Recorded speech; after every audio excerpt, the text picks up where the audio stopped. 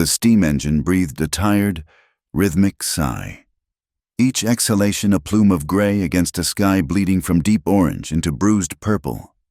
Dust, the fine, persistent grit of the Arizona territory, coated everything. It settled on the raw timber of the station platform, dulled the black iron of the locomotive, and clung to the worn dress of the girl who stood hesitating at the edge of the tracks. Her name was June. It was a soft name for a life that had been anything but. Her eyes, the color of a faded prairie sky, were wide and restless, darting from the lengthening shadows to the impassive face of the conductor, then back again.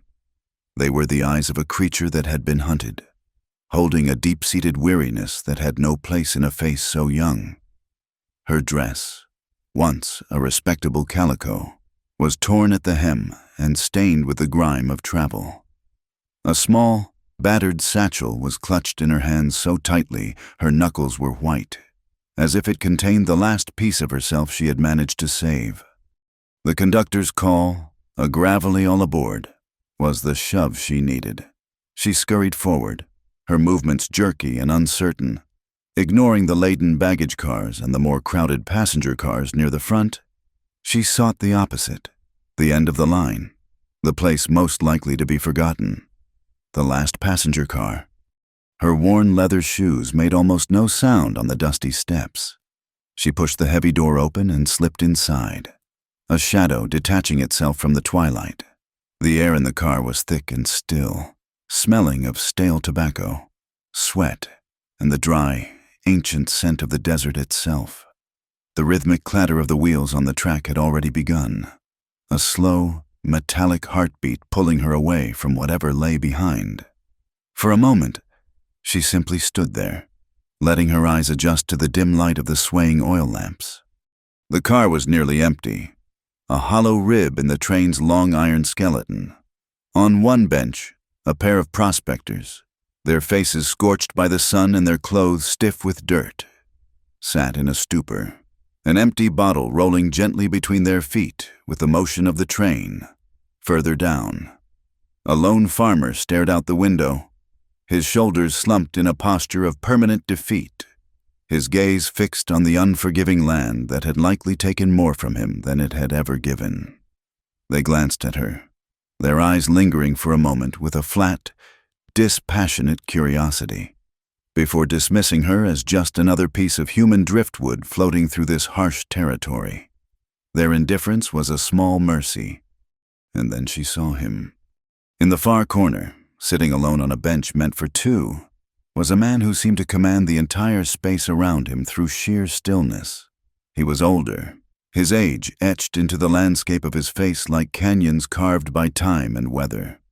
A dusty, high-crowned hat was pulled low, shadowing his eyes, but she could see the sharp line of his jaw and the gray-shot bristle of a beard that hadn't seen a razor in days.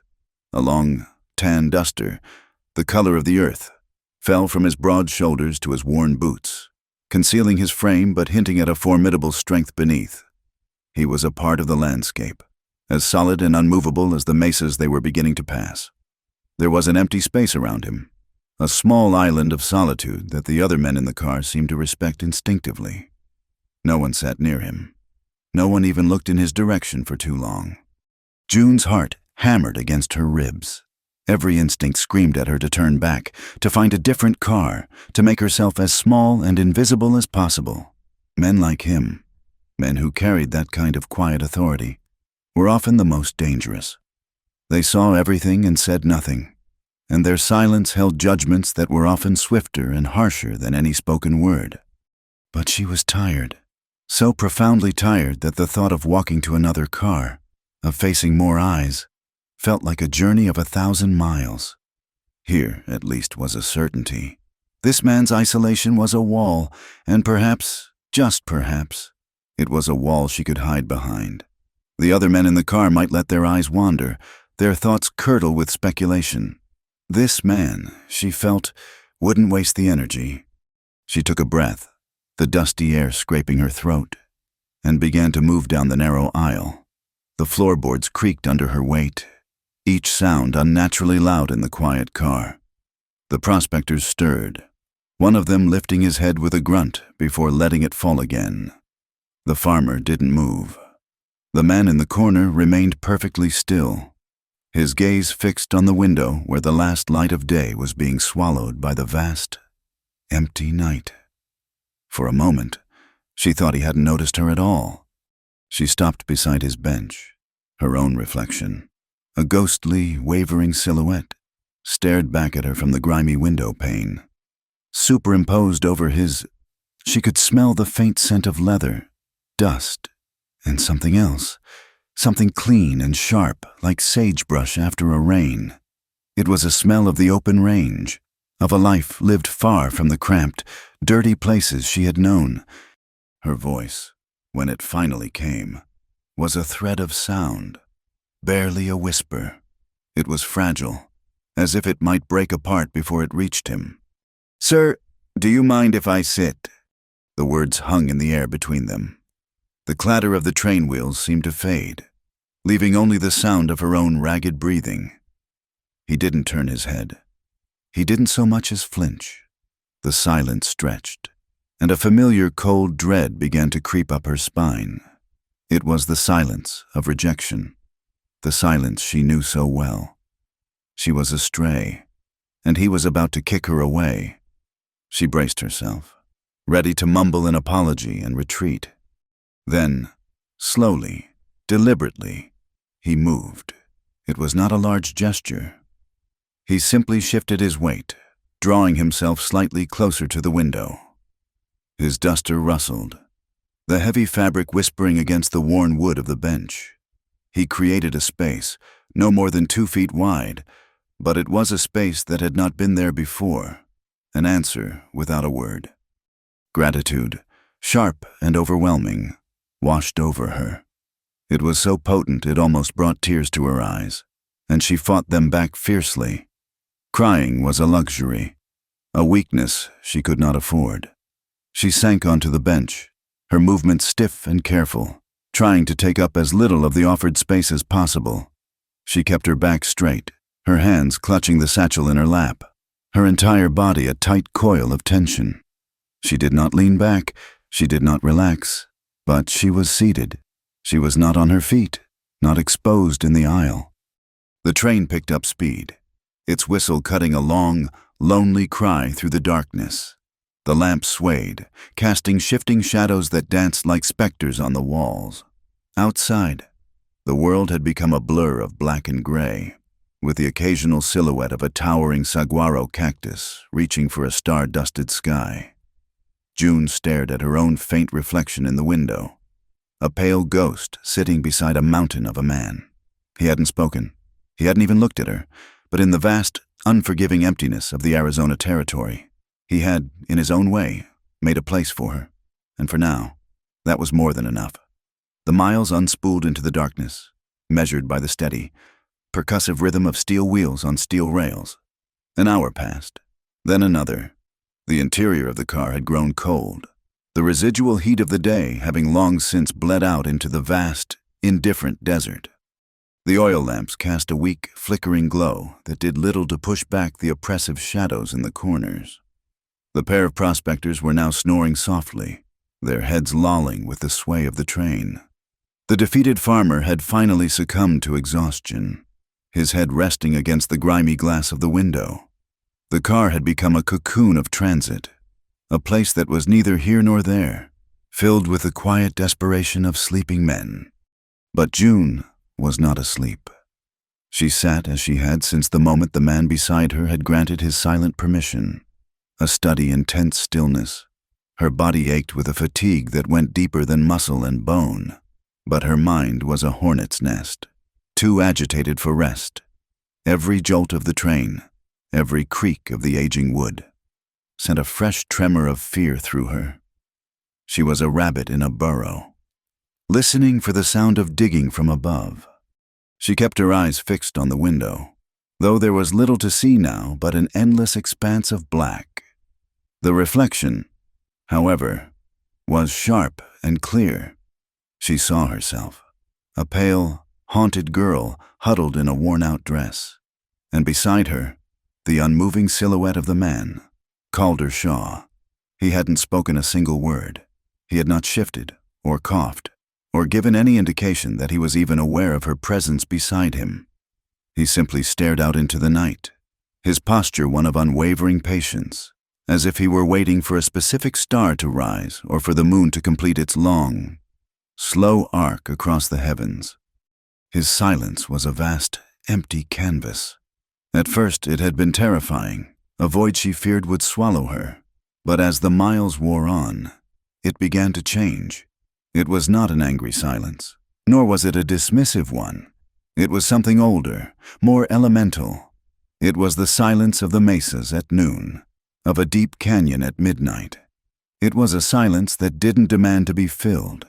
It simply was, and in its quiet presence, the tight knot of fear in her chest began to loosen.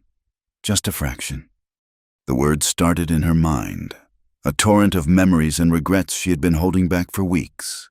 They swirled and eddied, seeking an outlet. She thought of the promises, whispered in crowded rooms and moonlit alleys, words that had sounded like shelter but had been nothing more than traps. A man with a quick smile and easy assurances had spoken of a life in California, of an orange grove and a small house by the sea. He had painted a picture so vivid she could almost taste the salt on the air. All she had to do was trust him. All she had to do was wait. She had waited, in a bustling train station in St. Louis, surrounded by the cacophony of 100 conversations, the cries of vendors, the hiss of steam. He had pressed a ticket into her hand for a later train, told her to stay right there on that bench, that he had business to see to and would be back before the final call. "Wait for me. June," he'd said, his smile as bright and false as a lead dollar. She had watched him walk away, his confident stride carrying him into the crowd until he was gone. The sun had set, the gas lights had been lit, the station had slowly emptied, the travelers replaced by cleaning crews and the lonely figures of the night. She had sat on that bench until dawn, the ticket growing limp in her sweating palm, the truth settling upon her like a shroud. She had been left, a piece of unwanted luggage in the middle of a crowd. The memory was so sharp, so bitter, it threatened to choke her.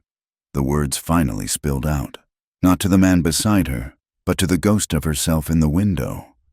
Her voice was barely audible above the train's rhythmic clatter, a dry, rustling sound like dead leaves skittering across pavement.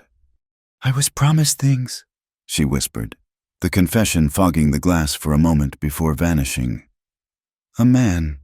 He said he had a place for us. For me. He said to wait." Calder Shaw did not move. His reflection remained impassive, his gaze locked on the darkness outside. The lack of response was what she expected, and in a strange way, it was what she needed. It allowed her to continue, to let the poison out without the complication of pity or judgment. "He left me in a station full of people. Just walked away. I never saw him again." She traced a line on the dusty bench with her finger, a meaningless, looping pattern. "It wasn't the first time that I've been left.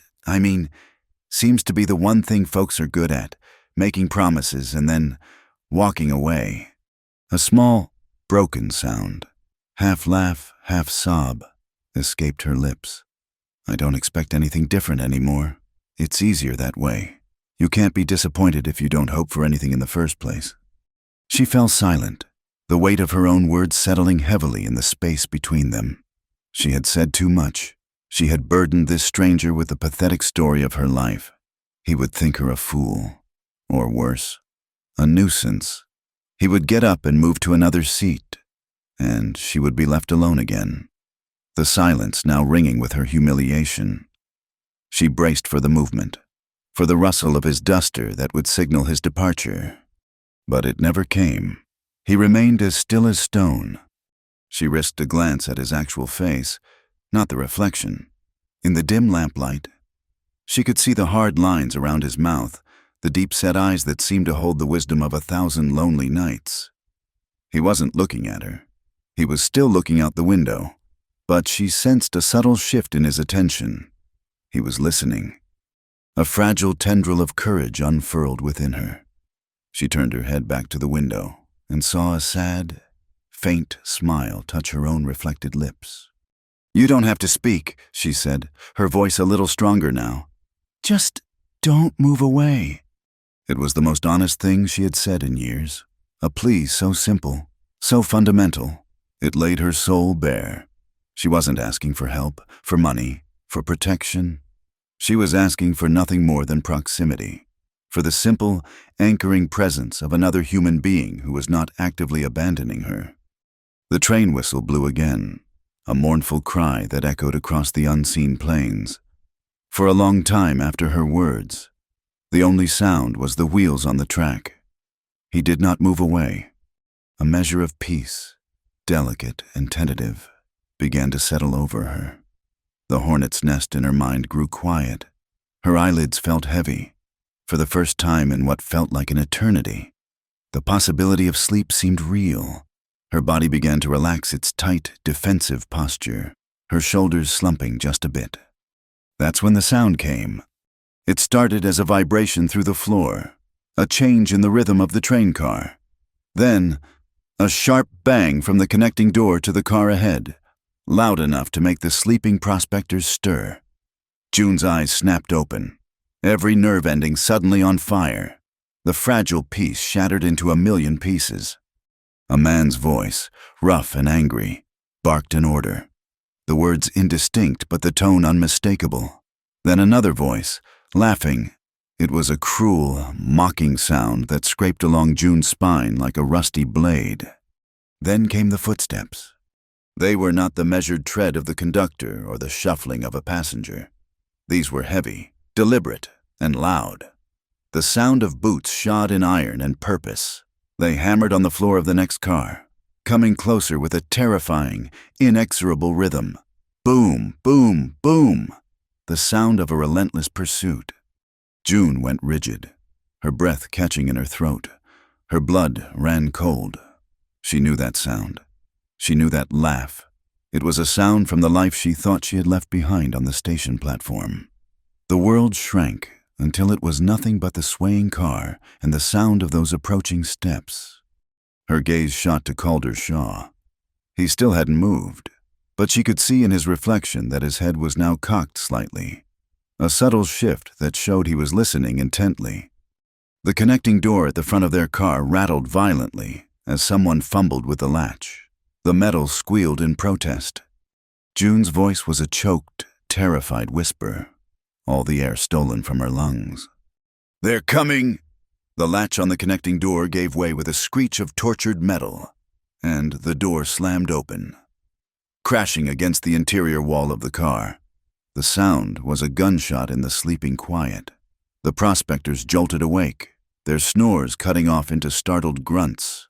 The farmer flinched so hard his head struck the window pane with a dull thud. 3 figures filled the doorway, silhouetted for a moment against the brighter light of the car they'd just left. They were not railroad men. They were vultures, drawn by the scent of vulnerability. They stepped inside, letting the door swing shut behind them, and the confined space of the car suddenly seemed to shrink, the air growing thick and hard to breathe. The man in the lead was tall and whip-thin, with a long, cruel face dominated by a beak of a nose. His eyes, small and set close together, glittered with a predatory light as they swept the car. He wore a threadbare frock coat over a stained vest, an attempt at a gentleman's attire that was betrayed by the grime ingrained in the fabric and the 6-gun holstered low on his hip.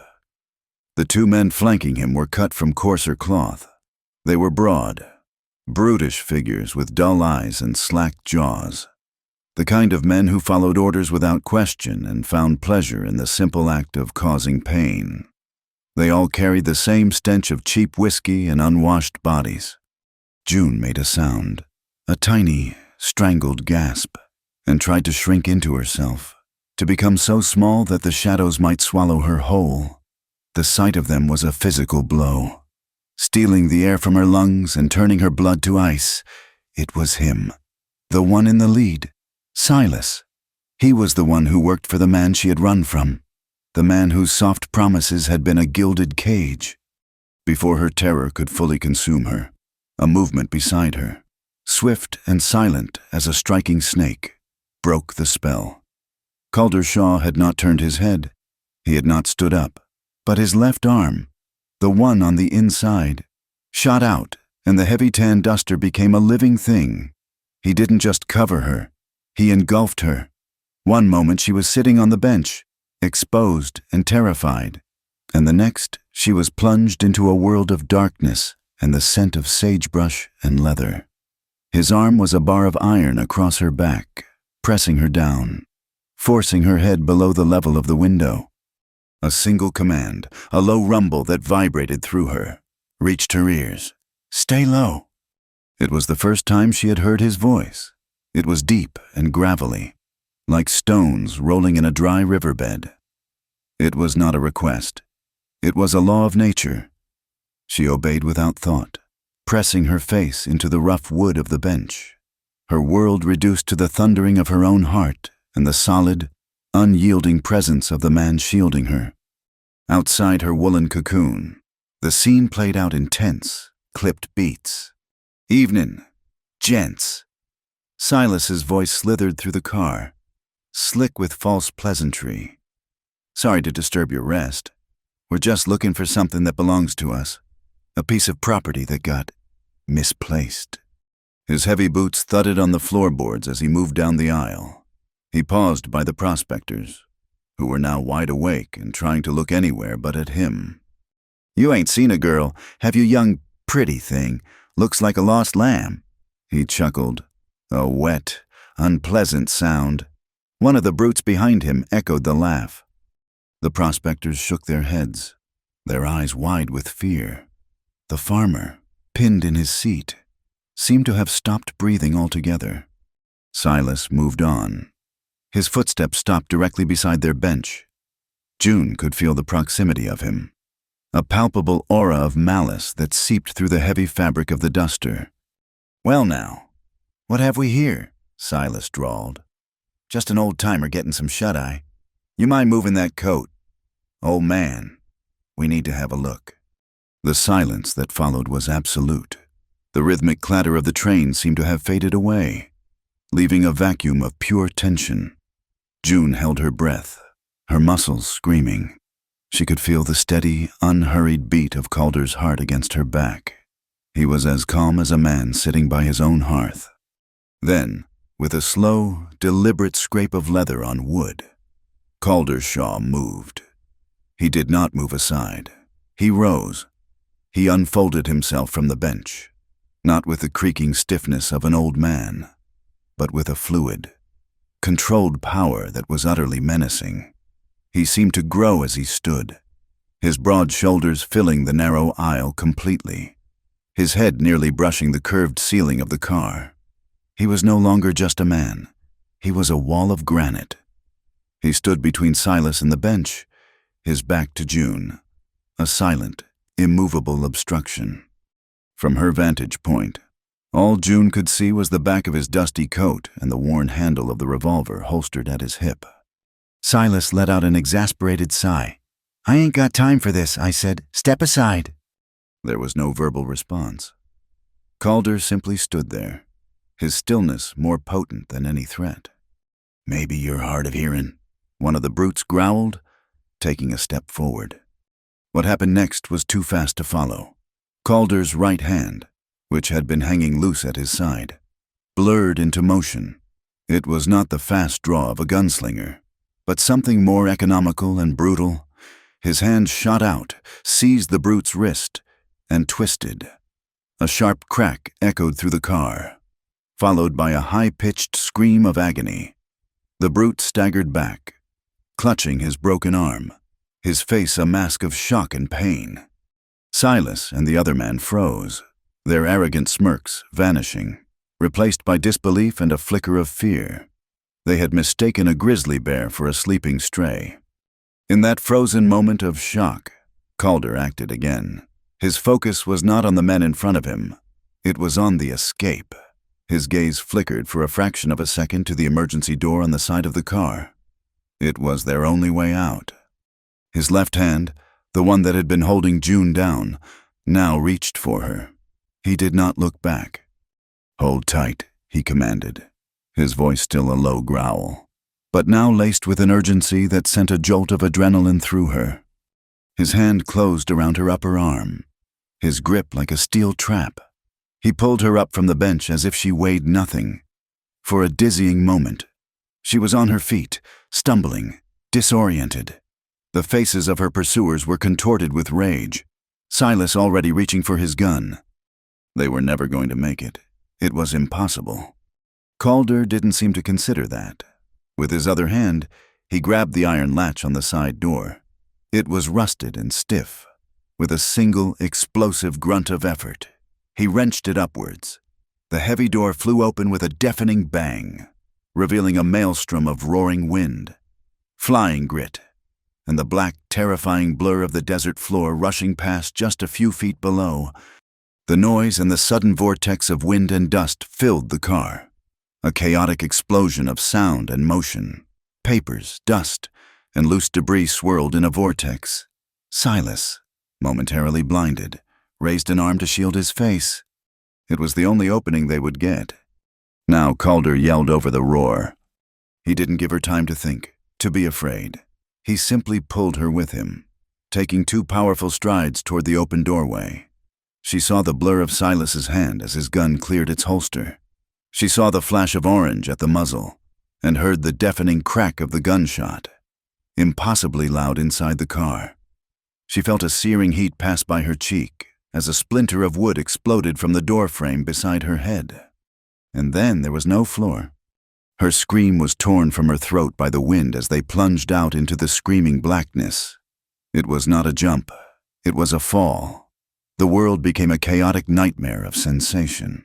The violent rush of air, the deafening roar of the train, the ground coming up to meet them with impossible speed.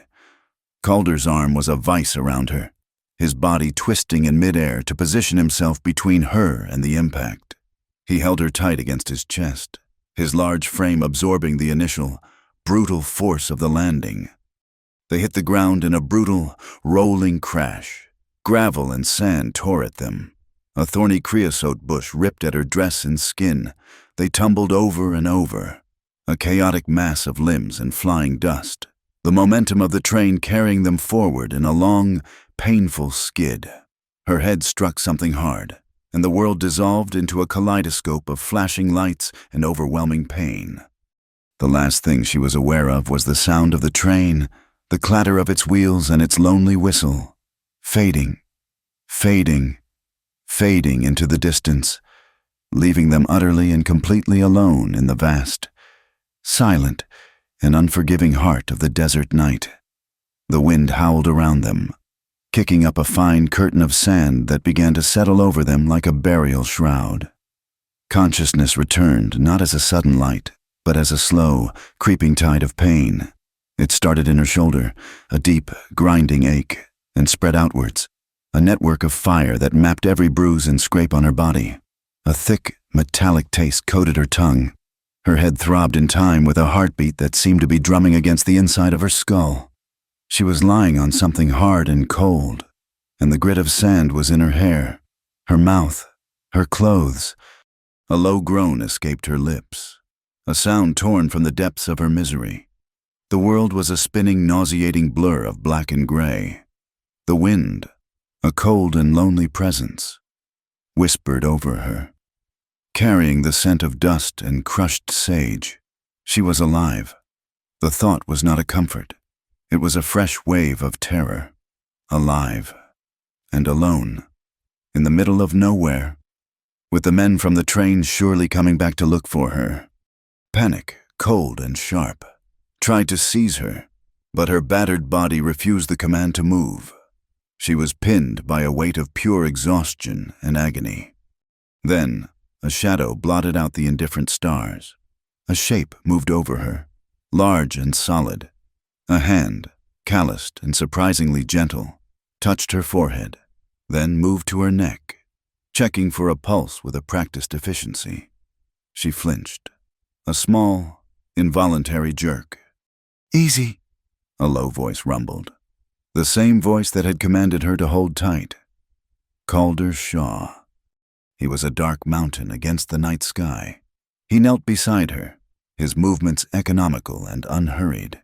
He ran his hands over her arms and legs with a clinical detachment, checking for broken bones. When his fingers probed the searing pain in her shoulder, she cried out, the sound thin and reedy in the vast emptiness. "Just a dislocation," he stated, more to himself than to her. "Gonna hurt." He gave no further warning. He placed one hand firmly on her shoulder to hold her down, and with the other, he took her arm in a grip of iron. He pulled, a swift, brutal motion that ripped a scream from her throat as a sickening pop echoed in the silence. For a moment, the pain was a white-hot nova that consumed everything, and then, just as quickly, it receded, replaced by a dull, throbbing ache that was almost a relief in comparison. Tears streamed from the corners of her eyes, tracing clean paths through the grime on her temples. She lay there, limp and trembling, as he worked. He tore a strip from the hem of his own shirt to fashion a crude but effective sling, immobilizing her arm against her chest. He said nothing as he did it. There were no words of comfort, no apologies for the pain he'd inflicted. There was only the task, executed with a singular, focused purpose to mend what was broken. When he was done, he stood and looked down at her. "Can you walk?" She tried to push herself up, but her limbs felt like they were filled with wet sand. A wave of dizziness washed over her, and the world tilted violently. She fell back with a soft grunt of defeat. He gave a single, decisive nod, as if her failure had confirmed his expectations. Without another word, he bent down, sliding one arm under her knees and the other around her back. He lifted her as if she were a child, her slight weight no more than a minor inconvenience. Her head lolled against his chest, the rough fabric of his duster scratching her cheek. She was too weak, too broken to protest. She closed her eyes and surrendered to the darkness, her consciousness fraying at the edges once more. The journey that followed existed for her only in fragmented moments. She was aware of the steady, rhythmic motion of his stride, a human metronome carrying her through the wilderness. Sometimes she would drift into a state of semi-awareness and see the moon, a sliver of bone white against a velvet black sky, tangled in the skeletal branches of a mesquite tree. She felt the air grow colder as they descended into the protective shadow of a canyon, the rock walls rising up on either side of them like ancient, sleeping giants. She heard the distant, mournful cry of a coyote, a lonely call and its even lonelier echo. Through it all, Calder walked. He never slowed, never stumbled. He moved through the treacherous, uneven terrain with the certainty of a man walking through his own home. This was his world, this harsh, beautiful, and unforgiving land. He knew its secrets, its hidden paths, its language of stone and starlight. June, held against his chest, was just a piece of driftwood he was carrying home from the flood. The steady, powerful beat of his heart against her ear was the only constant in a world that had dissolved into pain and confusion. She didn't know if hours or a lifetime had passed when the rhythm of his walking changed. The hard, rocky ground gave way to something softer, more yielding. The air smelled different, not just of dust, but of damp earth and something green and living. A sound reached her ears, faint at first, then growing stronger, the gentle, musical murmur of running water. Her eyes fluttered open. The moon was low in the sky, casting long, distorted shadows. They had emerged from the canyon into a small, secluded valley, cupped in the hands of the surrounding mesas, and there, nestled against the base of a sheer rock wall, was a structure. It was not a mirage. It was a cabin, low-roofed and solid, built of dark, sturdy logs, with a stone chimney from which a pale, ghostly wisp of smoke curled up into the pre-dawn sky. Her weary mind struggled to process the sight. A home. Here, in the middle of this vast desolation. It seemed impossible. As they drew closer, other details emerged from the gloom. small testaments to a life being lived. A sturdy fence made of weathered posts and wire enclosed a small patch of land around the cabin. She saw a clothesline, strung between two poles, where a few simple garments stirred gently in the breeze. The faint, contented clucking of chickens reached her from a small, well-kept coop. This was not a temporary camp or a bandit's hideout. This was a place where someone put down roots, a sanctuary built by hand, wrested from the wilderness. Calder pushed open a simple wooden gate with his boot. It swung inward with a familiar, homely creak. He carried her across a small, swept dirt yard and up two shallow steps onto a covered porch. He nudged the heavy plank door open and stepped inside. The warmth of the cabin enveloped her immediately, a welcome shock after the chill of the desert night. The interior was a single, large room, lit by the soft, golden glow of embers in a massive stone fireplace. The air smelled of wood smoke, coffee, and drying herbs. It was a simple, masculine space, but it was meticulously clean and orderly. A heavy wooden table and two chairs stood in the center of the room. A cast-iron stove was tucked into one corner, along one wall. Shelves held a collection of tins, jars, and neatly folded blankets. In the far corner was a simple cot, its woolen blanket turned down as if awaiting an occupant. He carried her over to the cot and gently laid her down. The softness of the mattress after the hard ground was an almost painful luxury. He pulled the rough blanket up over her, his movements still efficient and devoid of sentiment.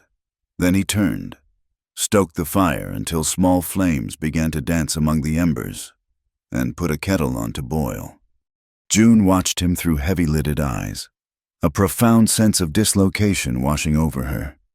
Nothing made sense. The brutal violence on the train, the desperate jump into the night, the agonizing journey, and now this quiet, impossible peace. He brought her a tin cup of water, lifting her head with one hand so she could drink. The water was cold and clean, the most wonderful thing she had ever tasted. It washed the dust and the metallic taste of blood from her mouth. Then he came back with a bowl of warm water and a clean rag and, with the same impersonal care, began to clean the cuts and scrapes on her face and hands. She flinched when the cloth touched the raw skin, but she didn't pull away. When he finished, he stood and looked down at her, his face shadowed and unreadable in the flickering firelight. She finally found her voice, though it came out as a dry, raspy whisper. Where are we?" He looked around the small, sturdy room, his gaze taking in the solid log walls, the hearth, the simple furniture. He wasn't just looking at his home. He was looking at the sum of his life's work, a place of safety he had carved out of nothing. Then his eyes returned to her, and they held a stillness she had never seen in another person. He spoke, his voice the same low, gravelly rumble as before. "You'll rest here." The words were simple, short, and unadorned. It wasn't a question. It wasn't an invitation that could be rescinded. It was a statement of fact, as solid and immovable as the stone foundation of the cabin itself. A tremor went through her that had nothing to do with the cold or her injuries. In her life, she had been told to work, to wait, to obey, to leave. She had been promised futures that never came, and given orders that benefited only the men who gave them. But no one, in her entire life, had ever looked at her and offered her, freely and without condition, the simple gift of rest. No one had ever told her she had a place to be safe. The simple finality of his words broke something deep inside her. A wall she hadn't even known she had built, a wall of expecting the worst, of always being ready to run, began to crumble. A single tear, hot and heavy, escaped her eye and traced a path down her cheek, leaving a clean track in the dirt, like the first sign of a spring thaw in a long and frozen winter. The first days were a blur of sleep and pain. June drifted in a quiet haze, her world confined to the four sturdy walls of the log cabin. The cot in the corner became her entire universe. Calder moved around her with a quiet efficiency that was almost ghostly. He would be gone when she woke in the pale light of dawn, and a bowl of something warm oatmeal or a thin broth would be waiting on the small crate beside her bed. He would return at dusk, smelling of the outdoors, of sun and dust and pine.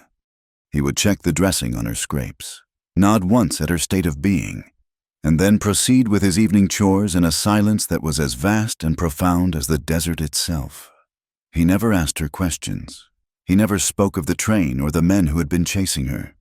The past was a locked door, and he seemed to have no interest in the key.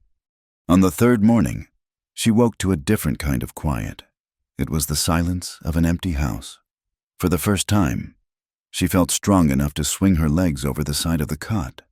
Her body protested with a chorus of aches, and her shoulder sent a sharp reminder of its injury. But she stood, leaning against the wall for support.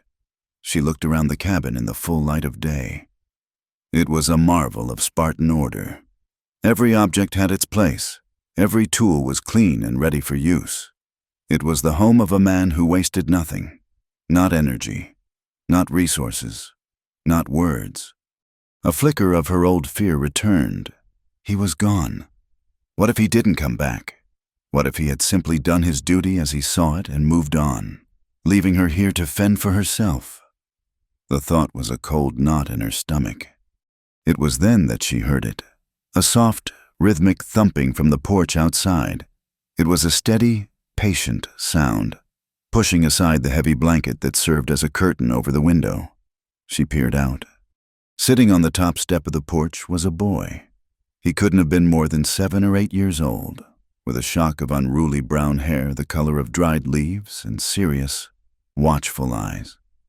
He was small for his age, with the wiry, resilient build of a sapling that has grown up in a hard wind. In his hands was a block of soft pine wood, and he was methodically whittling away at it with a small knife, his brow furrowed in concentration. He was not a ghost. He was as real and solid as the stone hearth. June's breath caught in her throat. A child. Here. The presence of the boy was a more shocking discovery than the cabin itself. It completely rearranged the image she had formed of Calder Shaw. The silent, solitary man of the desert was not solitary at all. She watched him for a long time, her mind racing. Who was he? Where had he come from? The boy seemed to feel her gaze upon him. He looked up, his hand stilling. His eyes, a deep and solemn brown, met hers through the window pane. There was no fear in them, only a calm, unwavering curiosity. He gave her a small, almost imperceptible nod, as if acknowledging a fellow inhabitant of this quiet world, and then returned his attention to his carving. That afternoon, June decided she could not be an invalid a moment longer. Her arm was still in its sling, but she had one good hand, and a will that was slowly returning. She found the broom leaning by the door and, awkwardly, began to sweep the smooth plank floor. The simple, repetitive motion was grounding. With each stroke, she felt as if she were sweeping away not just the dust, but the lingering cobwebs of fear and helplessness from her own mind. She was not a guest. She was not a prisoner. She was simply here, and she could contribute. When Calder returned that evening, the floor was swept, the dishes from the morning were washed and stacked, and a small fire was crackling in the hearth. He stopped in the doorway, his eyes taking in the scene. He looked at the clean floor, at the fire, and then at her, where she sat perched on one of the wooden chairs. His expression did not change, but he gave that same single, decisive nod he'd given the boy on the porch. It was his version of a lengthy speech, and she was beginning to understand its language. It meant, "I see, it is acceptable." The boy's name was Micah. He introduced himself not with words, but with a gift. The next day, he appeared at her side as she sat on the porch, and silently placed his finished carving in her good hand. It was a bird, crude and uneven, but full of life and character. "Thank you, Micah," she said softly. "It's beautiful." He shrugged, his eyes fixed on the distant mesas. "It's a hawk." And with that, the silence between them was broken. Their conversations, in the days that followed, were much like Calder's. They were sparse, functional, and deeply rooted in the world around them. Micah showed her which of the hens was the best layer. He taught her the difference between the call of a raven and the call of a crow. He walked with her to the small, clear creek that ran behind the cabin, the source of this little oasis of life, and showed her the smooth, flat stones that were best for skipping. In the shared quiet of their days, June began to build a routine. She learned the landscape of the small cabin, the contents of the pantry, the feel of the worn knife handles. She found a sack of flour and a tin of baking soda and, after a few smoky failures, managed to produce a passable batch of biscuits. The first time Calder came home to the smell of fresh baking, he paused again in the doorway. He and Micah ate the biscuits without comment, but when they were done, there were none left. For June, the empty plate was a symphony of praise. One afternoon, while mending a tear in Calder's spare work shirt, she found the strip of fabric he had torn off to make her sling. The memory of that night, of his rough, practical care, washed over her. She carefully unpicked the ragged tear and, with small, neat stitches, repaired the shirt until the damage was almost invisible. It was a small act, a quiet piece of work, but it felt like the most important thing she had ever done. She was mending a hole in the fabric of their lives, repaying a debt with the only currency she had, her care. Later that week, as she and Micah sat on the porch steps watching the sun dip below the horizon, painting the clouds in shades of fiery orange and soft rose, she finally asked the question that had been hovering in her mind. "Micah," she began gently, "where are your folks?" He didn't look at her. He kept his gaze on the setting sun, as if the answer were written there in the sky. "Don't have any, not anymore." He spoke the words with a simple finality, a statement of fact, not a plea for sympathy. "The flood took 'em," he continued, his voice small but steady. "The creek down the way, it ain't always so small. The water came up high, real high. Our place was down in the wash." He paused and pointed with his chin towards a low-lying area far to the east. June's heart ached for him. She didn't know what to say. All the usual words of comfort felt hollow and false in the face of such a stark reality. Micah seemed to sense her distress. He looked at her then, his gaze direct and serious.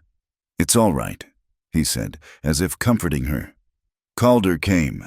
He was checking the fences. He found me. I was holding onto the roof of the shed." He looked away again, back at the darkening sky. He picked up his whittling knife and a fresh piece of wood, his hands needing to be busy. June remained silent, letting him tell the story in his own time. "He don't talk much," Micah said, his knife beginning to shave thin curls of pine from the block. The words were quiet, measured, but he ain't ever left. The simple sentence landed in the quiet evening air with the force of a thunderclap. It was the answer to a question June hadn't even realized she was asking. It was the key to understanding the silent man who had pulled her from a moving train. He don't talk much, but he ain't ever left. It was a creed, a promise, not spoken, but lived, in a world of men who made grand speeches and then vanished. Here was a man who said nothing and remained. That evening, when she saw Calder's familiar silhouette appear on the ridge, walking home with his steady, unhurried stride, something inside her shifted. For weeks, she had been waiting for the other shoe to drop, for the day he would tell her it was time to leave. She had seen his kindness as a temporary reprieve, a short halt on a journey that would inevitably lead her back to a life of running. But as she watched him approach, a pot of stew simmering on the stove and Micah setting the tin plates on the table, she realized she wasn't afraid. For the first time, the sight of a man returning at the end of the day did not signal a demand or a danger. It signaled a completion. The three of them, a silent man, a quiet boy, and a woman who was learning to be still, were a small, unlikely constellation in the vast darkness. She was not just a recipient of shelter anymore. She was part of the life within it. She tended the fire, she made the meals, she mended the clothes. She was waiting for them to come home. And in that simple act of waiting, she felt a profound and unfamiliar sensation taking root in her soul. It was the feeling of having a place, the feeling of belonging to the quiet rhythm of a life. Not just passing through it. It was the feeling of knowing that, come dusk, a man who didn't speak in promises would walk over that ridge, and he would not be leaving. The days bled into weeks, each one marked by the steady, quiet rhythm of life in the hidden valley. The sun would rise, painting the eastern mesas in hues of soft gold and rose, and Calder would already be gone, a silent figure disappearing into the vastness of his domain. The sun would set, and he would return, his presence as reliable as the evening star that appeared first in the twilight sky. Between these two anchors of the day, June and Micah created a life. They tended the small garden, collected eggs from the fussy hens, and kept the cabin in a state of humble order. The constant, gnawing fear that had been June's companion for so long began to recede, replaced by something she did not have a name for. It was not happiness, not yet. It was a kind of stillness, a quiet assurance that the ground beneath her feet was, for the first time, solid. The evenings were the quietest time. After the simple meal, Micah, his eyelids heavy with the day's explorations, would retreat to his small sleeping pallet in the loft, leaving June and Calder in the main room. They rarely spoke. Calder would sit at the heavy wooden table, meticulously cleaning a rifle, mending a piece of tack, or sharpening a blade. His hands were never idle. June would take up her own quiet task, darning socks or patching one of Micah's perpetually torn knees. The only sounds were the soft hiss and pop of the fire in the hearth, the whisper of thread through cloth, and the rhythmic scrape of a whetstone on steel. The silence was no longer a void. It had become a form of companionship, a shared space built on unspoken understanding. One evening, as the autumn chill began to creep into the night air, the quiet felt different. It was heavier, more contemplative. Micah had been full of stories at dinner, a rambling account of tracking a jackrabbit through the sagebrush, and his boyish energy had left a vibrating warmth in the room.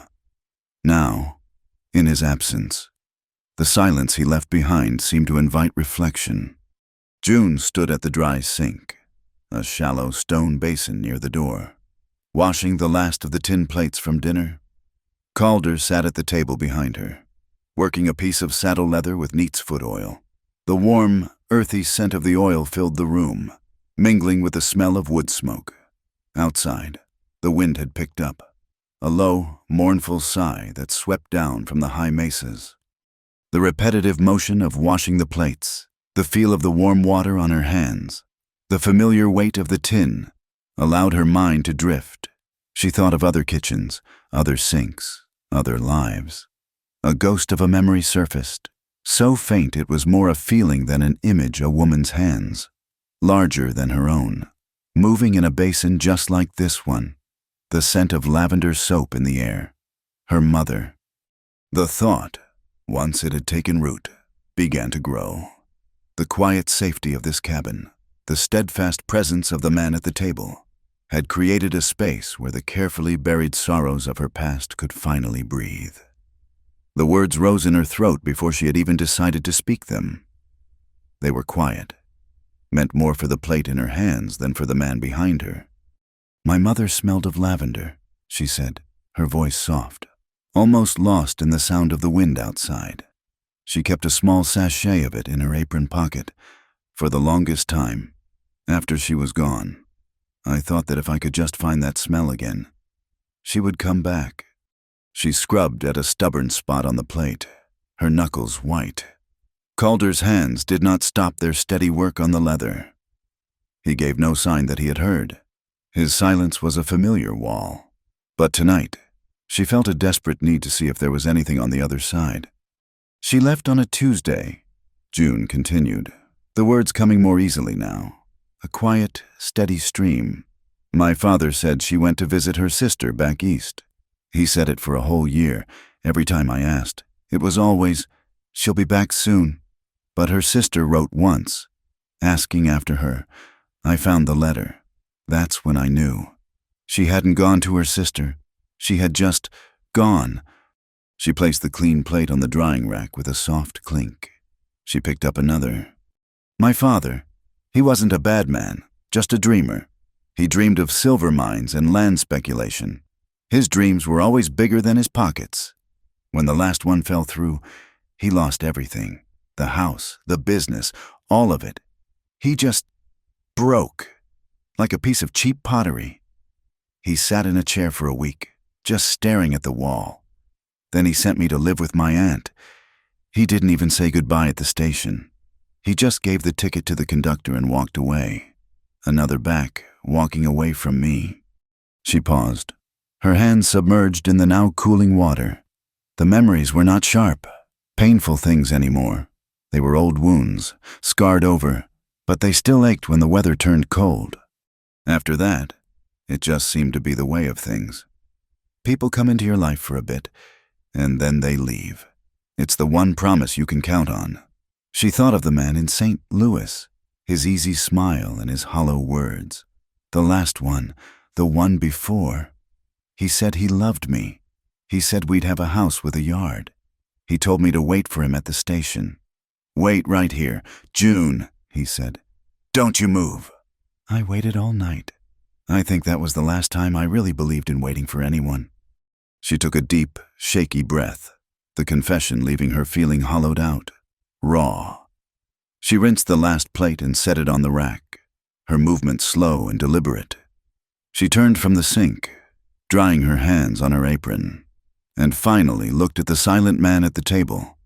He was still bent over his work, his face shadowed by the low brim of his hat, his hands moving with the same patient, rhythmic motion.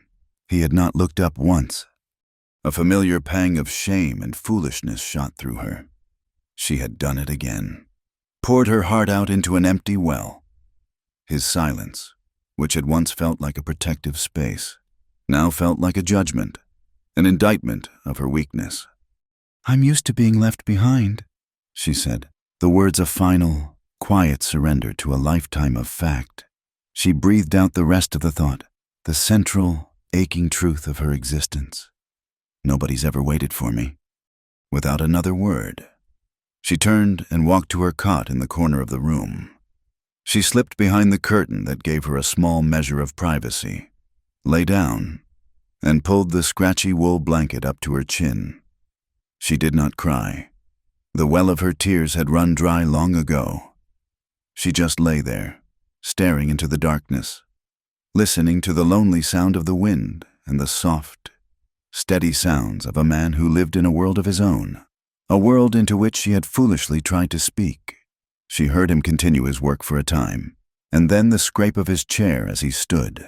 She heard the soft thud of his boots as he climbed the ladder to his own sleeping loft. The cabin fell completely silent, save for the crackling embers in the hearth. The night, she thought, had never felt so dark.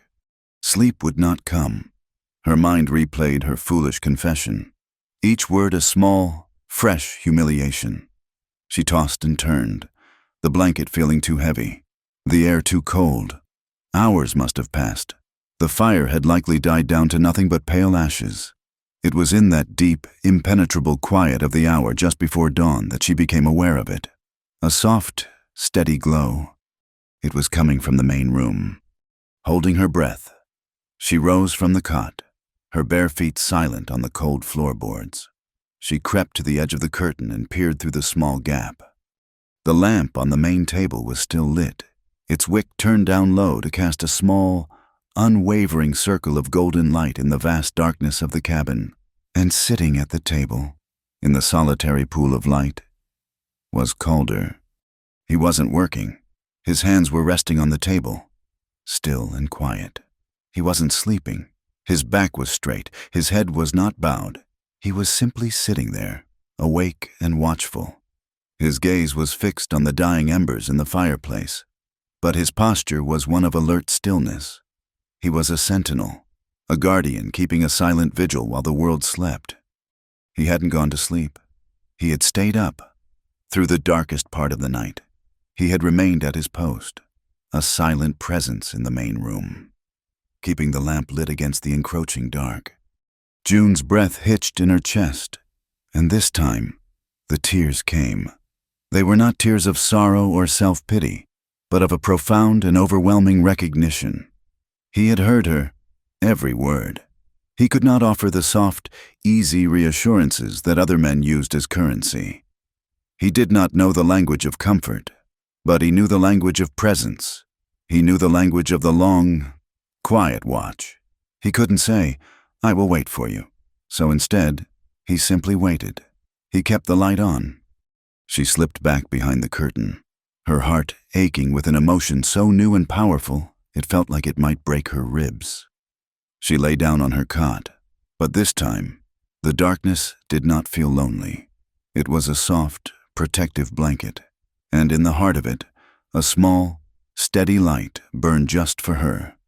Tonight, someone was waiting. The fragile peace of the valley was shattered not by a sound, but by a sudden, unnatural silence. It was late afternoon, the sun slanting low and casting long shadows from the mesas. Micah was by the creek, engrossed in some boyish engineering project involving mud and sticks. June was on the porch, humming softly as she mended one of his shirts. It was a moment of such profound and simple tranquility that its end, when it came, felt like a physical tearing of the air. The chickens, which had been scratching and clucking contentedly in their coop, suddenly fell silent. A moment later, they burst into a frantic, squawking panic. June's head snapped up, her needle poised in midair. An animal, perhaps a coyote growing bold in the fading light. Then she heard it, the jingle of a bridle, the soft thud of a horse's hoof on the valley's soft earth. Too close to be Calder returning. Her blood went cold. She shot a terrified glance toward the creek, but Micah was out of sight. Her eyes darted to the ridge, the path Calder always took. It was empty. They were alone. She scrambled to her feet, dropping the shirt and her sewing basket. Her heart hammered against her ribs. A frantic, trapped bird. She ran inside the cabin, her mind a maelstrom of denial and terror. It couldn't be. They couldn't have found this place. It was impossible. A voice, slick with smug satisfaction, drifted in from the yard, confirming her worst fears. "Well, looky here, boys. A little bird built herself a nest way out in the middle of nowhere. Time to see if she's home." It was Silas. The sound of his voice was a key turning in the lock of a prison cell she thought she had escaped. Heavy footsteps crunched on the dirt outside, then thudded onto the porch. June backed away from the door, her eyes wide, searching for a weapon, a hiding place, anything. The cabin, once a sanctuary, now felt like a trap, its single room offering no escape. She heard a soft scuffling sound from the back of the cabin and saw Micah crawling in through a small opening in the wall he used for his comings and goings, his face pale and his eyes huge with fear. He had heard them too. She waved him toward her frantically, her finger pressed to her lips. He scurried to her side, and she pushed him behind her, toward the relative safety of the stone hearth. The cabin door flew open with a violent crash, slamming against the interior wall. Silas stood there, framed in the doorway, a cruel, triumphant smile twisting his thin lips. The two brutish men she remembered from the train flanked him, their dull eyes taking in the humble interior of the cabin with a greedy, destructive light. "There you are, Junebug," Silas drawled, stepping inside as if he owned the place. "Let us a merry chase." "You did, but you can't outrun your obligations." "I have no obligations to you," June whispered, her voice trembling so badly the words were barely recognizable. She pushed Micah further behind her, her body a frail shield. Silas chuckled. "Not to me, maybe, but Mr. Alistair, he feels different. He invests in a thing, he expects a return, and he invested a fair bit in you." His eyes roved over her, a slimy, possessive gaze that made her skin crawl. "This is a cozy little setup." Didn't take you for the domestic type. Who's the old man lets you play house here? As if summoned by the question, a new shadow fell across the doorway. Calder stood there. He must have seen them from the ridge, must have run the whole way. He was not breathing heavily, but a dangerous stillness emanated from him. His face, etched in the harsh lines of the setting sun, was a mask of cold, controlled fury. His eyes, the color of a storm-darkened sky, were fixed on Silas, ignoring the other two completely. He held a heavy rifle in one hand, held down at his side, not aiming it, but ready. "Get out of my house," Calder said. The words were not loud, but they landed in the tense air with the weight of stones.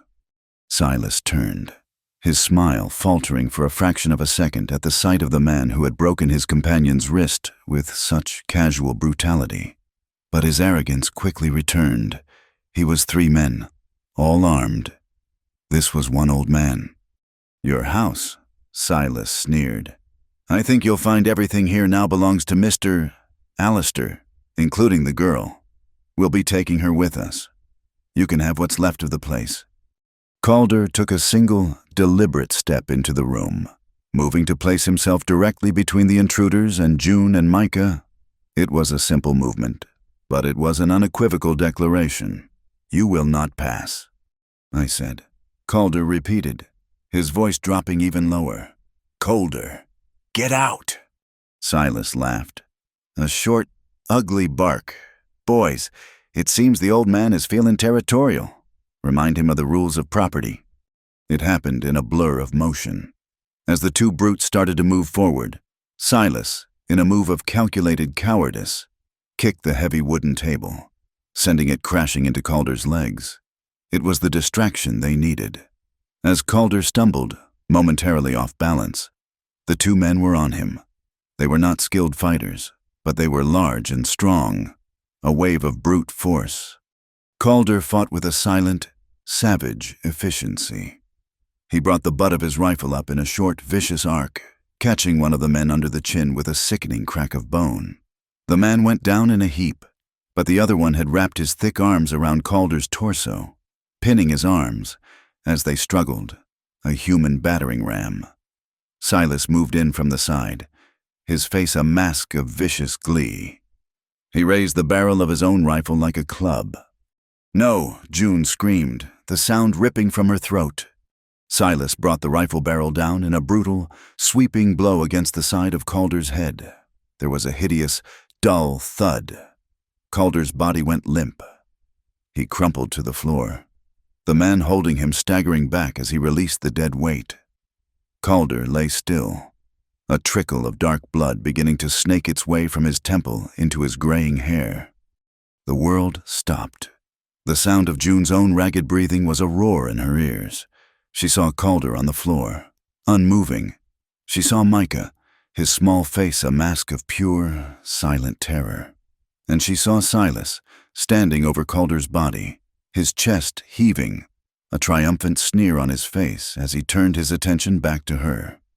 Something inside June, something that had been beaten down, frightened, and dormant for her entire life, broke. The terror did not vanish. It was a cold, screaming core of her being. But something else rose up alongside it, something hot and primal and utterly ferocious. It was the rage of a mother protecting her young, the fury of a cornered animal that has nothing left to lose. Calder had stood for her. He had fallen for her. She would not let it be for nothing. Her eyes darted around the room and landed on the wall above the fireplace. Calder's other rifle, a long, heavy Sharps, resting on 2 wooden pegs. As Silas took a step toward her, she moved. She was not thinking. Her body acted on pure, unadulterated instinct. She shoved Micah toward the small pantry, screaming, "Get in there!" and scrambled onto the stone hearth. Her hands, clumsy with terror, fumbled for the heavy rifle. It was almost too heavy for her to lift.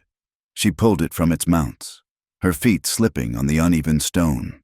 She staggered back, the long barrel swinging wildly, the wooden stock banging against her hip. She turned to face them. leveling the rifle as best she could. It was monstrously heavy, the barrel wavering in her shaking hands. She could barely hold it up. Her vision blurred with tears of fear and rage. Silas and the remaining brute had stopped, their eyes wide with disbelief.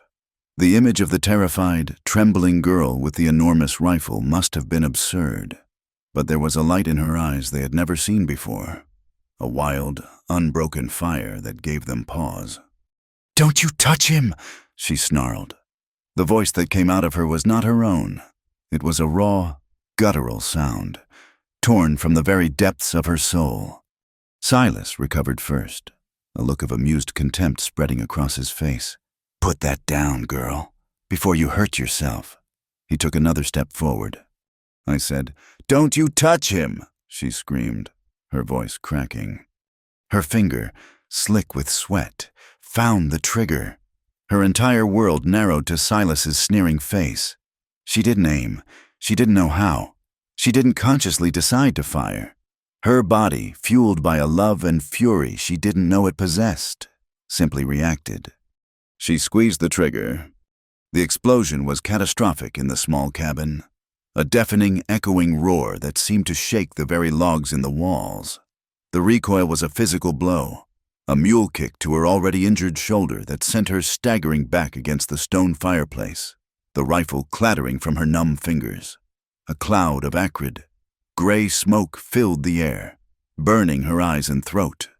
Through the ringing in her ears, she heard a man scream, a sound of pure terror. When the smoke cleared a little, she saw Silas clutching his arm, a dark stain spreading rapidly across his sleeve. The other brute was scrambling backward on his hands and knees, his eyes wild with panic, trying to get to the door. Her shot had gone wide, missing Silas's chest, but tearing a bloody path through the flesh of his upper arm. They stared at her, not with contempt now, but with genuine fear.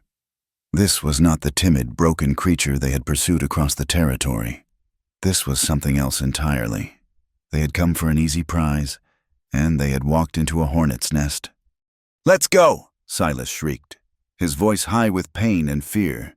"Get out!" He stumbled toward the door, cradling his injured arm. The other man, who had dragged his unconscious companion out onto the porch, needed no further encouragement. They half-carried, half-dragged their fallen man to the horses. A moment later, June heard the frantic pounding of hooves as they fled the valley, their retreat as chaotic and cowardly as their attack. The sudden silence was more deafening than the gunshot. It pressed in on her from all sides. The only sound was the frantic, terrified sobbing of Micah from the pantry. The smell of gunpowder was thick in the air. June stood frozen for a moment, her body shaking so violently she could barely stand. Her gaze fell from the empty doorway to the man on the floor. Calder. The rage and adrenaline vanished as if they had never been, leaving behind a cold, hollow dread that was worse than anything she had ever felt. She stumbled forward, her legs barely holding her, and fell to her knees beside him. "Calder," she whispered, her voice a fragile thread of sound. She reached out a trembling hand and touched his face. His skin was cool. The blood was still flowing from the wound on his head, matting his hair. "Calder, please." She gathered him into her arms, pulling his head and shoulders into her lap. His weight was a dead, terrifying thing. Her hands, still shaking uncontrollably from the rifle's recoil, were stained with his blood. She held him tight, rocking back and forth, the tears she hadn't shed for herself now flowing freely for him, hot and useless on his still face. She didn't know if she had saved them, or if she had just delayed the inevitable. She only knew that the silent, steady rock of her world was broken, and she was holding the pieces in her trembling, blood-stained hands. For a long moment after the hoofbeats faded, the world was nothing but the ringing in June's ears and the dead weight of the man in her lap. The thick, metallic smell of blood and gunpowder filled the cabin, a choking miasma of violence. Micah's terrified sobs from the pantry were the only other sound, a thin, sharp counterpoint to the roaring silence. Then, a flicker of movement. Calder's chest rose, a shallow, hitching breath that was the most beautiful thing June had ever seen. He was alive. That single, fragile breath was the spark that ignited the kindling of her resolve. The paralysis broke. The hollow dread was consumed by a fierce, desperate purpose. She could not fall apart. Not now. "Micah!" she called, her voice raspy, unfamiliar to her own ears. "Micah, come out now. I need your help." The sobbing from the pantry subsided into hiccuping breaths. A moment later, the small wooden door creaked open and the boy peered out, his face streaked with tears and dirt, his eyes wide and dark with a terror that mirrored her own. "Is he—" Micah couldn't finish the question. "He's alive," June said, the words a promise to herself as much as to the boy. "But we have to move him. We can't leave him on the floor. Help me." Getting Calder from the floor to his cot in the loft was a monumental, agonizing task. He was not a small man, and unconscious. He was a dead weight of solid muscle and bone. June's own body screamed in protest, her injured shoulder sending waves of fire through her with every pull and strain. But she ignored it. Working together, the woman and the boy, they became a single, desperate machine. They pushed and pulled, grunting with the effort, their movements clumsy and inefficient, but fueled by a shared, frantic love. They managed to drag him to the base of the ladder, his boots scraping on the wooden floor. Getting him up into the loft was impossible. "The cot," June said, her mind racing. "Bring his mattress down here. We'll put him by the fire." It was a better idea, with Micah's help. They managed to wrestle the thin straw and feather mattress from the loft and place it on the floor near the hearth, where the warmth was greatest. Then began the grim task of getting Calder onto it. Finally, after what felt like an eternity of straining and sweating, he was lying on the mattress, his head propped up on a rolled blanket. He was pale, unnervingly so, and his breathing was shallow. The gash on his temple was ugly, still losing blood. The first night was the longest of June's life, after she had settled a trembling Micah on her own cot behind the curtain, with a promise that she would stay awake and watch over everything. She began her vigil. Her first task was to clean the wound. She had seen her aunt tend to injuries before, and she tried to recall every detail. She boiled water in the kettle, her hands shaking so badly she spilled half of it on the hearth. She found clean cloths in Calder's sparse belongings and tore them into strips. Kneeling beside him in the flickering firelight, she gently, painstakingly washed the blood from his face and hair. Every touch was a prayer. She pressed a clean pad of cloth to the wound, her heart seizing every time he moaned in his unconscious state. The bleeding slowed, then finally stopped, congealing into a dark, ugly crust. She wrapped the bandage around his head, her work clumsy but secure. The hours crawled by. The wind howled outside, a constant lonely reminder of their isolation. Every creak of the cabin walls, every skittering sound from the roof, sent a fresh jolt of fear through her. She imagined Silas and his men returning, imagined them regrouping, their greed and desire for revenge overcoming their fear. She kept Calder's heavy sharps rifle on the floor beside her, though the thought of firing it again made her feel sick. Sometime in the deep of the night, the fever started. A fine sheen of sweat broke out on his brow, and his skin, which had been so cool, became hot to the touch. He began to mutter, his words disjointed, nonsensical fragments of a life she knew nothing about, names she didn't recognize. Elias, Maria were tangled with curses and phrases from the range. He thrashed his head back and forth on the makeshift pillow, his powerful body fighting invisible demons. June spent the rest of the night bathing his face and chest with cool water from the creek, trying to keep the fever from consuming him. She talked to him, her voice a low, steady murmur, hoping the sound might somehow anchor him, might pull him back from the delirious depths. She told him about the chickens, about Micah's whittling, about the way the light hit the mesas in the morning. She told him he was safe, that he was home, that he just needed to rest. She spoke more to him in that one night than they had spoken in all the weeks they had known each other. The days that followed fell into a grueling, monotonous rhythm. June became a creature of pure function. She slept in snatches, sitting in a chair by his side, jerking awake at his every moan or restless movement. She learned to move in a state of profound exhaustion, her body a machine running on will alone. Micah became her small, silent partner. He took over the outdoor chores without being asked, feeding the chickens, hauling water from the creek, gathering firewood. He would appear at her elbow with a cup of water or a piece of dry bread, his solemn eyes asking the question he was too afraid to voice. Each time, she would force a small, tired smile and say, "He's still fighting." Her entire existence became about serving Calder. She brewed broths from dried herbs and the occasional piece of salted meat from their stores. The hardest part was getting him to take any of it.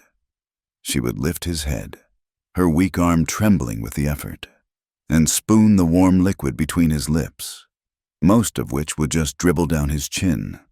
But she was persistent, coaxing and murmuring, celebrating every small swallow as a monumental victory.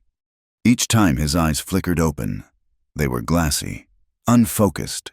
He would stare at the ceiling, at the fire, sometimes in her direction, but she could tell he wasn't truly seeing her. He was lost in the fog of fever and pain, but every time his eyes opened, she made sure she was there. She would lean in close, her face in his line of sight, and say his name. "Calder, I'm here. You're safe." She didn't know if he heard, if any of it was getting through, but she had to believe it was. She was a lighthouse, and he was a ship lost in a storm, and she would keep her light burning for as long as she had fuel. On the fourth day, as she was changing the bandage on his head, Micah came and stood beside her. He watched her for a long time, his small hands twisting the hem of his shirt.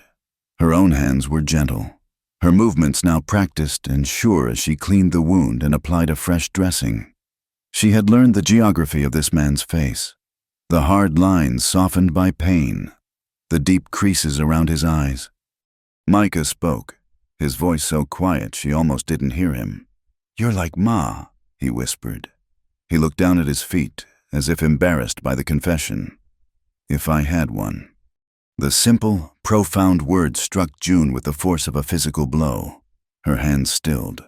She looked at the boy, at his earnest, upturned face, and saw not just a child, but a mirror of her own aching loneliness, her own deep-seated need for family. He wasn't just talking about her nursing. He was talking about her presence, her constancy. She had become, in this crucible of fear and desperation, a part of the home, the mother he had lost. A lump formed in her throat, so thick and painful she couldn't speak. She just reached out her free hand and squeezed his small shoulder, a silent message of gratitude and love that passed between them. The fever broke on the fifth night. It left him as suddenly as it had come. June woke from a doze in her chair to find him still, his breathing deep and even for the first time. The frantic heat had left his skin.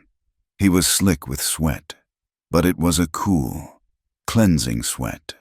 She knew, with a certainty that made her knees weak with relief, that he had turned a corner. The storm had passed. For 2 more days, he slept, a deep, healing sleep. June continued to watch over him, to give him water and broth, feeling the tight coil of fear in her chest finally begin to unwind. It was on a bright, clear afternoon, a week after the attack, that he woke for good. She was sitting by his side, mending a tear in the blanket, when she felt his eyes on her. She looked up. His eyes were open, and for the first time, they were clear. The fog was gone. He was looking at her, really seeing her. He saw the new, deeper lines of exhaustion etched around her eyes, the smudge of soot on her cheek, the fierce, protective set of her jaw. He saw her mending his blanket. He saw that she had not left. His throat worked, and he tried to speak, but only a dry, rasping sound came out. She was at his side in an instant, a cup of water in her hand, lifting his head so he could drink.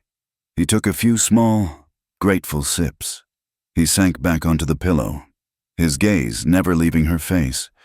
He tried again, and this time the words came, a hoarse, ragged whisper that was barely audible above the crackle of the fire.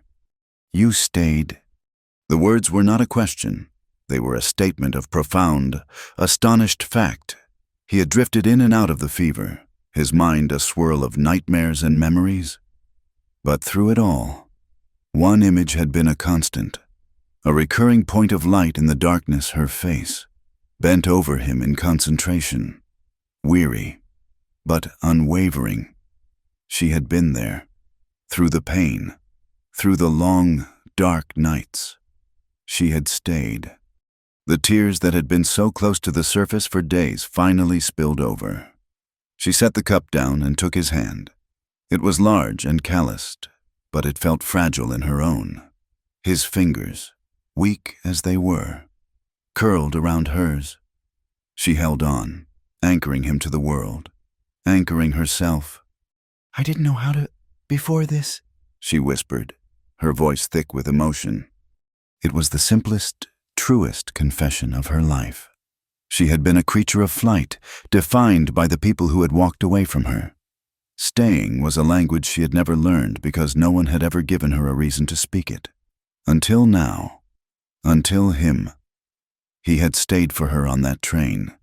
He had stood for her in this cabin. He had fallen for her. And in doing so, he had taught her, without a single word, the meaning of loyalty. He had shown her how to stay. The aftermath of violence is not a void, but a quiet, humming space filled with the work of healing. In the weeks that followed Calder's return to consciousness, the cabin in the valley was transformed into a place of slow, deliberate recovery. The sharp, acrid smell of gunpowder was replaced by the scent of brewing herbal teas and the clean, subtle fragrance of freshly laundered linens. The frantic energy of the vigil gave way to the steady, patient rhythm of convalescence. Calder was not a good patient. He was a man built of motion and purpose, and the enforced stillness chafed at his soul like a poorly fitted saddle. In the first days, when he was too weak to do more than shift his weight on the mattress by the fire, a deep and restless frustration settled in his eyes. He would watch June move about the cabin, his gaze following her as she swept the floor, kneaded dough, or stoked the fire. It was a look of profound impotence, the frustration of a grounded hawk watching a smaller bird tend its nest. June understood this.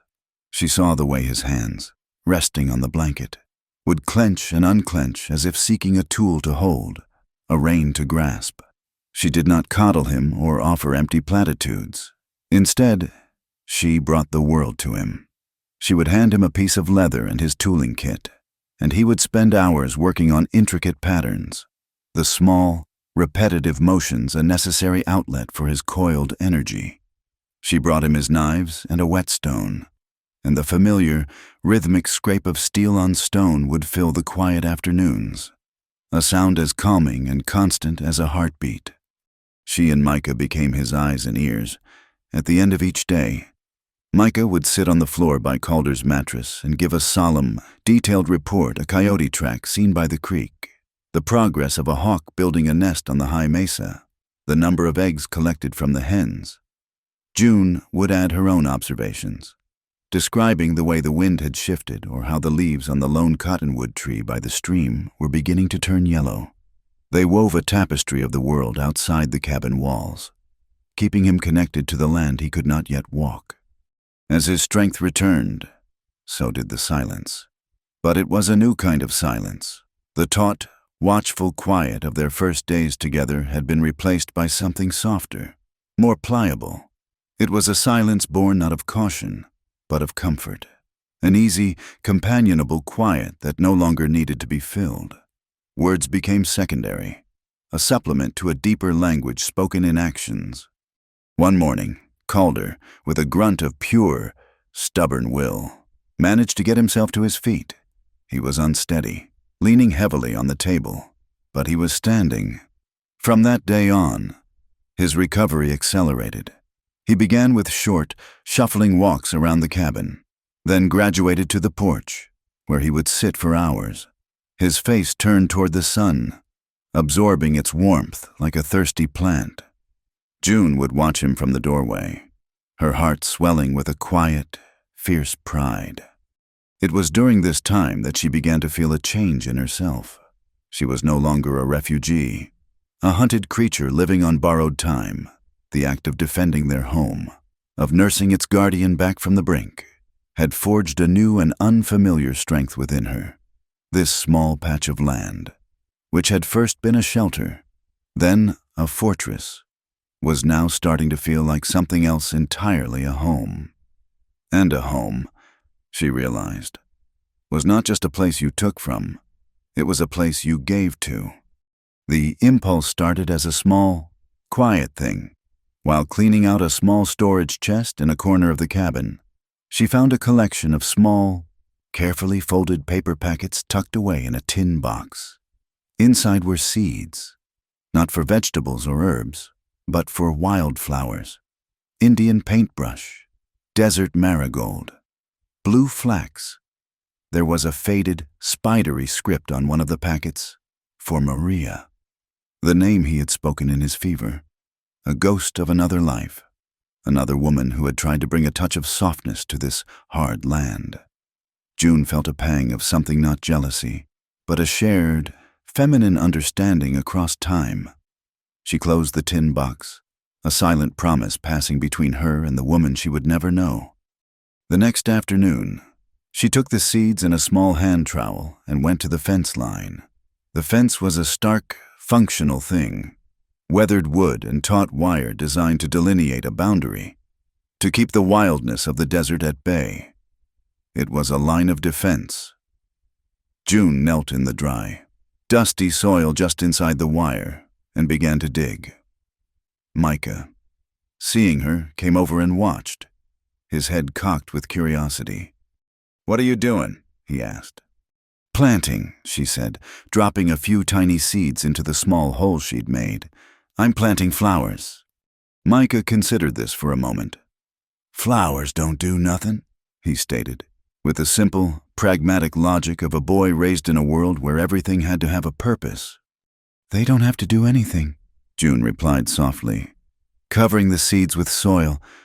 "Sometimes it's enough for something to just be beautiful." The idea was a revelation to her as much as to him. Her entire life had been about function, about survival. Beauty had been a luxury, a dangerous distraction. But here, in this place of safety, she could afford it. She was not just surviving anymore. She was living.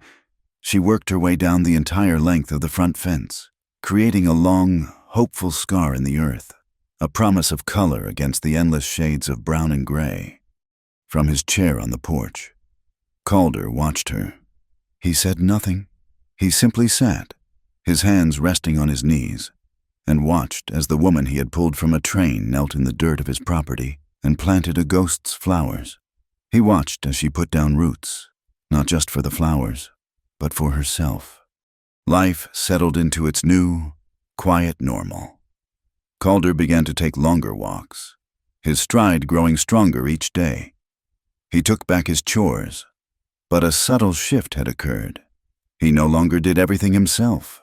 The work was now shared, divided between them in an unspoken agreement. He would chop the wood. She would tend the fire.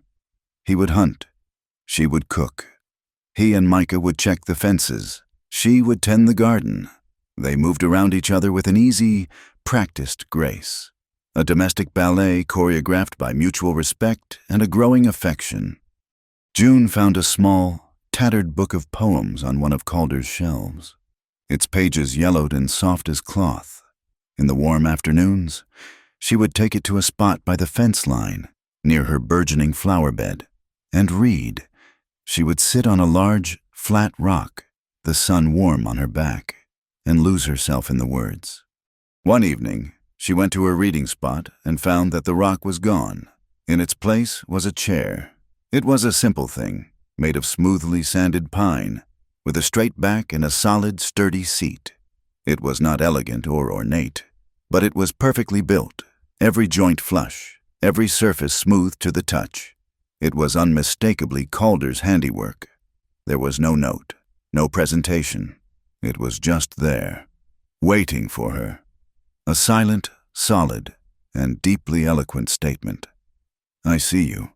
I know what brings you comfort. I have made a place for you. She ran her hand over the smooth wood, a lump forming in her throat. She sat down. The chair was angled perfectly to catch the last of the afternoon sun, with a view across the valley to the mesas beyond. It fit her as if it had been made just for her, which, of course, it had. That night, as the three of them sat on the porch, a comfortable silence settled around them. The sun was setting, a spectacular display of cosmic artistry that painted the sky in impossible colors. Micah was on the steps, whittling a new piece of wood. Calder was in his usual chair, his gaze on the horizon. June sat in her new chair, the book of poems resting in her lap. The silence was no longer empty. It was full.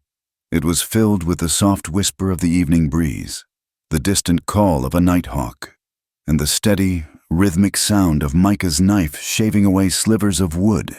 It was filled with the shared experience of the day's work, the mutual appreciation of the sunset, the quiet, bone-deep contentment of being exactly where you were supposed to be, with the people you were supposed to be with. It was no longer a sign of absence, of words unsaid. It was the mark of a presence so complete and so deeply understood that words had become unnecessary. It was the sound of a bond, forged in violence and tempered in the quiet crucible of healing, finally settling into its true shape. June looked from the darkening sky to the two figures beside her, Calder, solid and unmoving as the mesas he was watching. Micah, small and focused, creating a new shape from a block of wood. Then her gaze fell to the fence line, where, watered by the creek and warmed by the sun, the first tiny, determined green shoots were beginning to push their way up through the hard, unforgiving earth. The seasons in the high desert do not so much change as they yield, one to the other, with a slow, reluctant grace. The fierce, baking heat of summer had finally broken, surrendering to the crisp, clear air of autumn. The sky was a deeper, more brilliant blue, and the sun cast a softer, more golden light, bathing the valley in a gentle, benevolent warmth. The lone cottonwood tree by the creek had turned a brilliant, shimmering yellow, its leaves like 1,000 scattered gold coins against the azure backdrop. And along the fence line, a miracle had occurred. The barren, dusty strip of earth where June had knelt in hope and desperation was now a riot of defiant color. Crimson Indian paintbrush stood like tiny, bright flames against the weathered gray of the fence posts. Cheerful yellow desert marigolds turned their faces to the sun, and the delicate, sky-blue petals of the flax danced on slender stems with every passing breeze. The flowers were not lush or orderly. They were wild, hardy, and tenacious, a testament to the fact that even in the harshest of soils, beauty could find a way to take root and bloom. June stood on the porch, a half-peeled potato forgotten in one hand, a paring knife in the other. She wasn't looking at the flowers. Her gaze was fixed on the yard, where Micah was engrossed in a game of his own invention. He was stalking an imaginary beast through the sagebrush, a long, straight stick held at the ready like a rifle.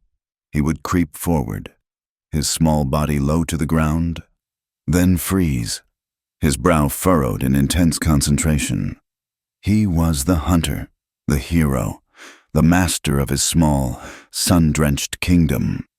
She watched him, and a smile, soft and unbidden, touched her lips. It was a feeling that had become increasingly familiar in recent months, a quiet, bubbling warmth in her chest that felt like coming home. The constant, thrumming undercurrent of fear that had dictated the rhythm of her life for so long had finally gone quiet. It was not that she had forgotten the past, the memories of Silas, of the train, of a life spent looking over her shoulder. were still there. But they were no longer a haunting presence. They were like the scars on her hands, faded white lines that spoke of old wounds, but no longer ached with fresh pain. They were a part of the story of how she had gotten here. Calder was there, leaning against the porch post, his arms crossed over his chest. He was fully healed. The angry gash on his temple long since faded to a thin, pale scar, half hidden by his hair. He had regained his strength, and with it, his profound, unshakable stillness. He was watching Micah too, his expression unreadable, but a faint softening around his eyes betrayed him. The hard, solitary lines of his face had been subtly reshaped by the quiet erosion of domestic life. He was no longer just a survivor, a lone rock in the desert. He was the guardian of this valley, the anchor of this small, unlikely family. The three of them had settled into a life of shared rhythms and unspoken understanding. They were a self-contained world, a solar system of three bodies orbiting a central fire of mutual need and a quiet, growing love. June had found a purpose not just in her work, but in her presence. She was the one who knew which herbs to use for Micah's cough, the one who could patch Calder's worn shirt so neatly the mend was almost invisible. She was the steady, gentle heart of their home, and the role fit her with a comfort she had never imagined possible. The silence between her and Calder remained. It was their native language, but now it was woven through with a new texture, a new depth. Sometimes, across the supper table, their eyes would meet, and a whole conversation would pass between them in a single, shared glance. A look could say, "Micah grew another inch today," or "The north pasture is dry," or simply, "I am glad you are here." It was a language more honest and profound than any she had ever known. She thought of all the men who had filled her past with words, with promises as beautiful and empty as soap bubbles. They had painted futures with grand, sweeping gestures and then vanished, leaving her with nothing but the echoing silence of their absence. Calder had offered her nothing but a place to rest, a bowl of soup, a shield against the dark. He had never spoken of tomorrow, had never promised her a single thing. And yet, he had given her everything. He had given her today, and the day after, and the one after that. He had given her a string of quiet, solid, dependable days that had, without her even realizing it, built a life. She looked from Micah, now crouched behind a rock, to Calder, his profile etched against the bright afternoon sky. She thought of the long line of people who had walked away from her, their departing backs the defining image of her youth, her mother, her father, the man in St. Louis. They had all left her waiting for a return that never came. The act of being left, of being set aside and forgotten, had been the central, defining truth of her existence. A small sigh escaped her lips, a soft exhalation of a lifetime of sorrow, but a sorrow that had lost its sharpest edge. She spoke the words aloud, not to Calder, but to the quiet air, to the valley itself. It was a simple statement of a past fact, an old truth that was only now beginning to feel like it belonged to another person, another life. "Nobody's ever waited for me," she said softly. The words hung in the warm, still air for a moment. Micah, in the yard, let out a triumphant cry as he pounced on his imaginary prey. Calder, who had seemed as still and permanent as the post he leaned against, moved. He pushed himself away from the post and turned to face her. He didn't say anything. He just looked at her, his eyes the color of a desert storm, holding a depth of understanding that made her breath catch in her throat. He saw it all. The little girl left by her mother, the young woman abandoned at the station, the terrified soul who had stumbled onto his train. He saw the lifetime of waiting for people who never came back. Slowly, deliberately, he reached out and took her hand, not the one holding the knife, but the one holding the potato, his fingers, calloused and strong, wrapped around her own. His touch was not possessive or demanding. It was a simple, solid connection, a statement, an anchor. He gently took the potato from her grasp and set it, along with the knife, on the porch railing. Then he simply held her hand, his thumb stroking softly over her knuckles. He looked from her eyes, down to their joined hands, and then back to her face. His own voice, when it came, was the same low, gravelly rumble she had come to know so well. It was a voice that wasted no words, a voice that spoke only in truths. Until now, the two words were not a promise. They were a correction, a rewriting of the past, a declaration of a new present, a new truth. They were the most beautiful words she had ever heard. They were the end of a long and lonely road. They were the beginning of everything. A wave of emotion so powerful it threatened to buckle her knees washed over her. It was gratitude and relief, and a love so profound it ached. The tears that came to her eyes were not tears of sorrow, but of a joy so pure and overwhelming it felt like a holy fire. She didn't need to say anything. He didn't need to say anything more. Without a word, she stepped closer, into the space that had always been waiting for her, and rested her head against his shoulder. His arm came around her, pulling her close, his embrace as solid and safe as the valley itself. He smelled of sun, and leather, and home. She closed her eyes, listening to the steady, reassuring beat of his heart against her ear. In the yard, Micah laughed, a bright, clear sound that echoed off the mesas.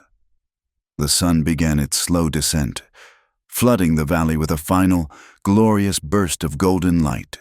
The wildflowers along the fence line glowed as if lit from within. The story of the girl who was always left behind had ended. A new story, in this quiet, wild, and beautiful place, had just begun. For she had finally found the one thing her soul had always searched for, a place where she would be waited for, a place where she had been chosen, a place where she was loved. Thank you for listening to our story. We'd love to connect with you, so please comment below and let us know where in the world you're listening from. If you enjoyed this tale, please subscribe to our channel, Wild West Stories 1850, and give this video a like. To help us reach more listeners, please consider supporting us by hitting the hype button. Your support helps these stories be heard.